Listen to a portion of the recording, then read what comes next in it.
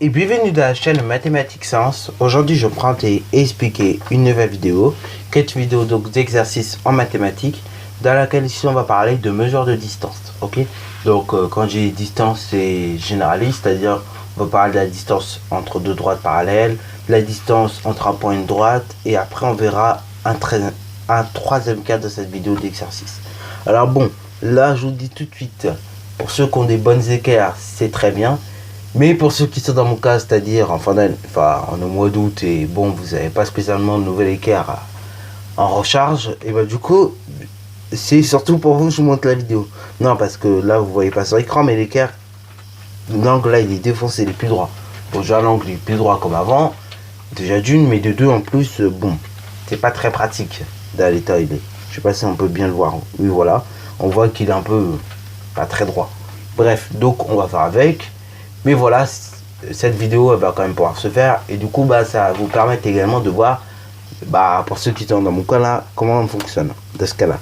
Alors après je vous montrerai dans l'année une autre méthode de fonctionnement lorsqu'une équerre est cassée, hein. D'ailleurs pour ceux qui me suivent, vous avez déjà pu voir que quand mon équerre est cassé j'utilise un autre outil. Voilà, mais bon là, vu qu'on n'a pas encore appris à manipuler cet outil, du coup on va se baser sur la base, donc l'équerre cassé.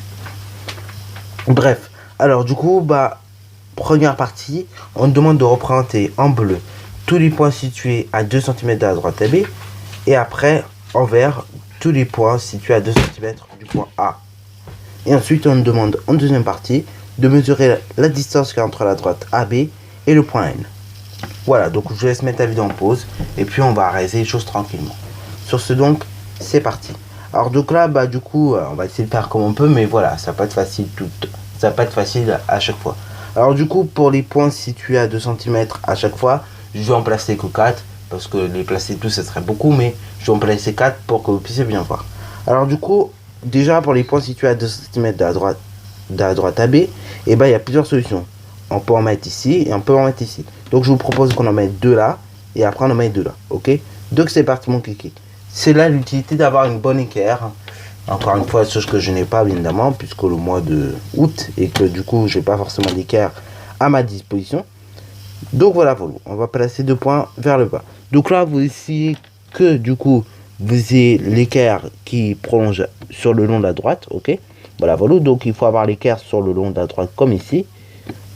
Et après, du coup, il faut avoir également la règle qui soit le long de l'autre côté d'équerre. Ok, voilà, donc on essaie que ça soit à peu près bien placé. Voilà, comme ici. Une fois que c'est bien placé comme ici, et on mesure 2 cm. Ok, donc on enlève discrètement l'équerre et on mesure 2 cm. Et après, on va faire de même. Donc on va remplacer l'équerre bien correctement.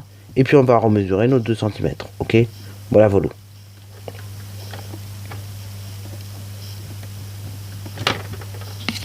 Bon, une fois que votre équerre vous l'avez bien placé et tout, pareil, vous mesurez à nouveau 2 cm. Voilà, bon là c'est pas une tâche très difficile. Maintenant on va refaire de même mais vers le haut. Donc là pareil, on place bien la règle et l'équerre, ok. Donc l'équerre le long de la droite et la règle sur le long de l'autre côté de l'équerre, ok. Voilà, donc ça donne ceci. Ensuite on remesure 2 cm. Et on va refaire de même, pareil, on replace l'équerre correctement, donc le long de la droite. Et après la règle, le long de l'équerre, ok. Voilà, donc on place bien l'équerre. Alors là, je vous avoue, ici, c'est pas pratique parce que, comme je vous disais, j'ai pas une bonne équerre. Elle est pas assez droite et du coup, comment dire. Et on hésite un petit peu. Donc, on essaie de vraiment que ce soit bien placé, ok, comme on peut le voir ici. Une fois que c'est bien placé, je remesure à nouveau 2 cm. Voilà. Une fois que c'est fait, en bleu, je vais relier les points, ok. Et donc, on va voir qu'est-ce que ça donne.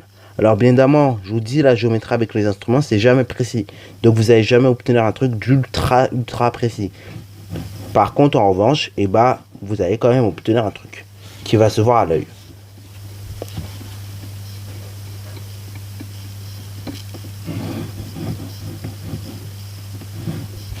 Voilà. Alors, donc là, quand on regarde ça, cette figure, on voit que les droites en bleu semble être parallèle à la droite AB. Alors en réalité, ça l'est. Alors bon, avec les instruments de géométrie on peut pas le montrer, mais avec des propriétés si. C'est-à-dire en gros, quand vous mesurez la distance entre deux droites parallèles, et ben en fait, vous faites des perpendiculaires comme je viens de le faire, ok? C'est-à-dire, vous faites une perpendiculaire à la droite, et après, bah voilà, c'est parallèle. Donc, vous en faites une, voilà, dans le cas pour vérifier, mais dans le cas pour tracer, vous en faites deux, ok? Vous faites deux perpendiculaires pour que ça tienne. Et après, bah, vous tracez votre parallèle, ok? Voilà, voilà. Donc là, bon, on pourrait également le montrer de plusieurs manières. On pourrait dire que par exemple, si la droite, et bah, je sais pas, si les deux droites en bleu là sont parallèles et que justement cette droite bleue par exemple est parallèle à celle-là, bah du coup cette droite là est parallèle à celle-là. Alors on pourrait le montrer comme ça. On pourrait le montrer aussi avec les propriétés en disant que la distance entre deux droites parallèles, et bah c'est la perpendiculaire. Voilà, voilà. Donc du coup bah à l'inverse, si on a une perpendiculaire et qu'on veut voir si les deux droites sont parallèles, et ben il faut que cette distance là, il faut que la distance entre ce point et le pied de la perpendiculaire soit la même que cette distance, enfin que la distance qu'il y a entre ici et le pied de cette perpendiculaire. Voilà. Bon, globalement donc ça c'était pour la première partie. Donc on voit qu'on obtient des droites parallèles, ok. Bon là c'est pareil. Maintenant on veut voir qu'est-ce que ça fait quand on représente ces points là situés à 2 cm de A. Alors là donc, et ben on va voir qu'est-ce que ça fait.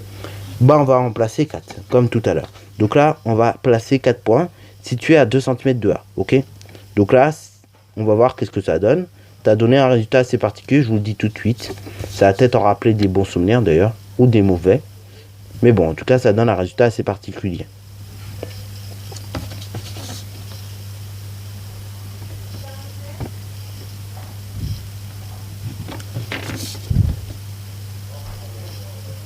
Alors, voilà, donc j'ai placé mes 4 points ici.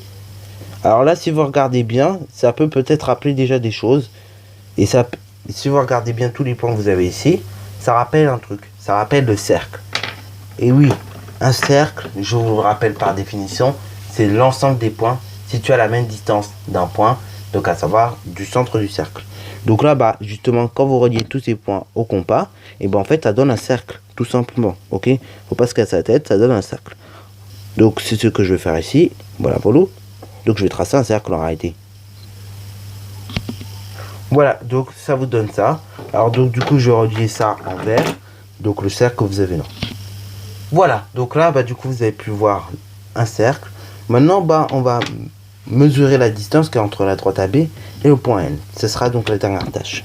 Alors donc là pareil, on va prolonger parce que tout simplement vu la méthode que nous allons utiliser, et on va devoir prolonger, ok.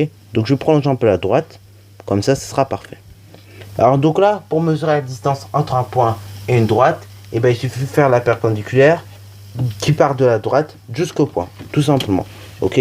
Donc on va faire la perpendiculaire qui part de la droite jusqu'au point, et après on mesurera la distance qu'il y a entre le pied de la perpendiculaire et le point, tout simplement. Et ça nous donnera la distance entre le point N et le pied.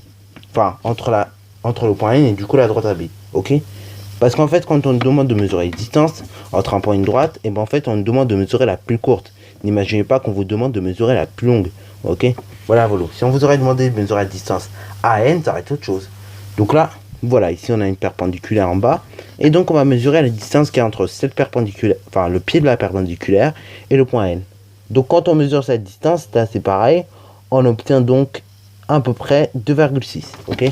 Donc la distance entre le pied de la perpendiculaire et N est de 2,6 cm.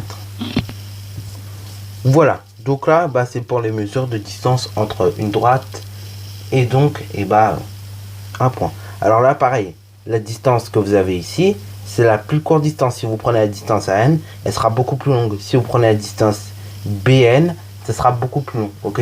Donc là vraiment la distance la plus courte entre un point et une droite, c'est la perpendiculaire, ok, entre la droite et le point.